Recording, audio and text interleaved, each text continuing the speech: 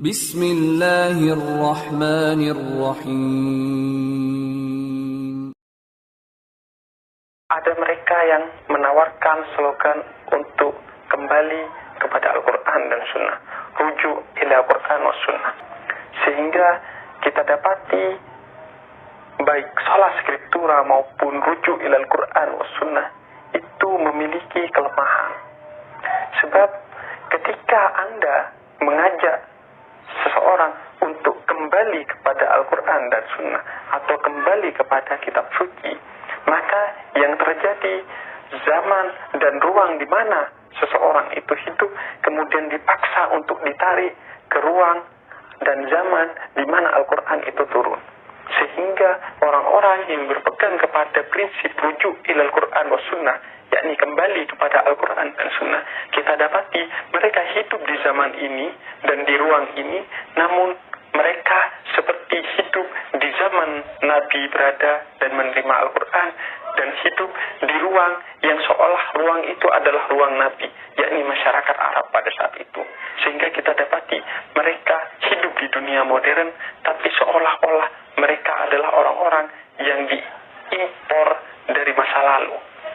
Mereka berpenampilan seperti penampilan orang-orang Arab pada masa lalu di zaman Nabi, dan mereka juga seolah hidup di zaman Nabi. Sehingga yang terjadi mereka menjadi pribadi atau kelompok yang jumud, yang mundur.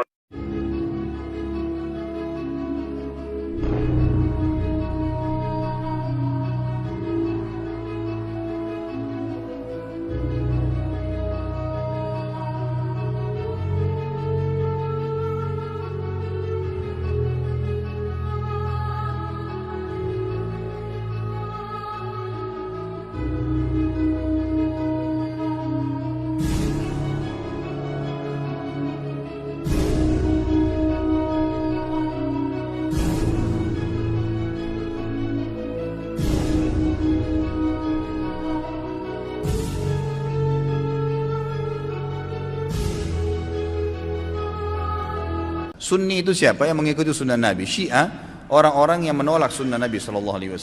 Orang Syiah tidak mengikuti sunnah Nabi SAW. Mana ada orang Syiah mengikuti sunnah Nabi? Syiah artinya pengikut Ali, gitu kan? Saya sangat yakin secara pribadi, teman-teman kita semoga Allah berikan hidayah yang Syiah di Indonesia tidak faham Syiah itu apa. Kebanyakan mereka tidak tahu itu Syiah. Kalau mereka tahu Syiah, mereka ke Iran dan mereka pelajari benar-benar, itu mereka tidak mau jadi orang Syiah. Coba lihat apa yang terjadi pada saat Syiah sudah mulai berkuasa. Anda harus faham ya, orang-orang Syiah menganggap Anda semua ini ahli sunnah kafir, dalahnya halal. Mau lihat buktinya? Apa yang mereka lakukan di Irak? Mereka menggantung Saddam, membunuh umat Islam ribuan di Irak. Semua yang berpaham sunni dihancurin, dibunuh, dan bukan cuma dibunuh, masjidnya dirusak. Coba kita balik kasusnya. Adakah orang sunni yang membakar masjidnya orang Syiah? Adakah orang sunni yang memukul orang Syiah? Gak pernah. Kecuali kalau dia diserang ya, gak pernah. Tetangga di Madinah itu, saya tahu 7 tahun saya tinggal di Madinah, ada penduduk asli Madinah yang orang-orang Syiah, gak pernah digangguin tuh. Sama pemerintah Saudi dikasih warga negara, dikasih fasilitas, coba didakwai. Tapi kalau orang Syiah berbeda, kapan mereka berkuasa pastikan darah antum halal. Emang sudah begitu. Di Irak itu bukti, di Syria itu 225.000 orang Sunni dibunuh karena mereka anggap itu ibadah. Ini bukan main-main ini, gitu kan? Bukan main-main. Dan mereka pada saat melihat di dua negara ini berhasil di Irak. Irak sekarang itu cuma kedoknya namanya Irak, tapi dia sudah bagian dari Iran. Ini sudah bagian dari Iran. Kemudian mereka berhasil lagi di Syria. Sampai sekarang Bashar belum berhasil dikalahkan oleh pasukan mujahidin di sana. Mereka masuk lagi ke Yaman. Yaman ini sudah mendekati, sudah masuk ke Jazirah Arab. Pada saat mereka masuk ke Yaman, mereka melakukan hal yang sama. Mereka sebarkan isu, subhanallah, di Indonesia hari-hari sekarang ini mereka lakukan hal yang sama. Apa yang mereka lakukan? Lemparin isu ke pemerintah Yaman waktu itu, kalau orang-orang yang berfaham sunni ini teroris, fahamnya radikal, keras, dan seterusnya. Seperti itu. Lalu pemerintahnya buat apa? Bersama-sama dengan kelompok Syiah ini untuk menyerang ahli sunnah. Itu yang terjadi. pemerintahnya nggak sadar, gitu kan? Pemerintahnya nggak sadar. Setelah orang-orang Sunni, dai-dainya banyak yang ditangkapi, gitu kan? Apa yang terjadi? Pasukannya orang-orang Syiah menguasai pemerintahan dan akhirnya menguasai pemerintahan itu. Itu yang terjadi. Baru berapa hari berkuasa sudah dipasang pelang-pelangnya Khomeini, sudah pakai simbol-simbol Syiah semuanya. Halal darahnya ahli sunnah. Ini pemahaman Islam dari mana ini? Pemahaman dari Islam dari mana membunuh seorang muslim? Nggak mungkin, gitu kan? Sekali lagi ya, orang-orang Sunni tidak membunuh orang-orang Syiah kecuali memang mereka melakukan kerusakan. Mereka tinggal di tengah-tengah umat muslimin, gitu kan?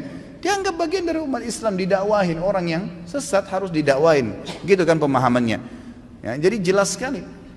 Nah sekarang ternyata orang-orang Houtsiyin, istilahnya Houthi itu, orang-orang Syiah yang dari Iran mereka masuk ke Yaman dan mereka membantai kaum muslimin di sana. Mereka bilang apa? Musim haji ini kami akan serang Mekah. Mendengar statement tersebut, kira-kira apa yang dilakukan oleh Raja Salman? Beliau ambil keputusan, ini orang sudah gila nih. Mereka pernah melakukan beberapa tahun yang lalu, kurang lebih 30 atau 40 tahun yang lalu, orang-orang Syiah pernah masuk dari wilayah Persia di Iran dan mereka membantai jemaah haji. Sampai dikatakan pada saat itu darah ya di daerah Ka'bah itu sampai ke betis. Mereka anggap halal ahli sunnah itu. Jadi ini berbahaya, pemahaman dari mana ini? Islam dari mana ini? Gitu kan? Nggak ada Islam.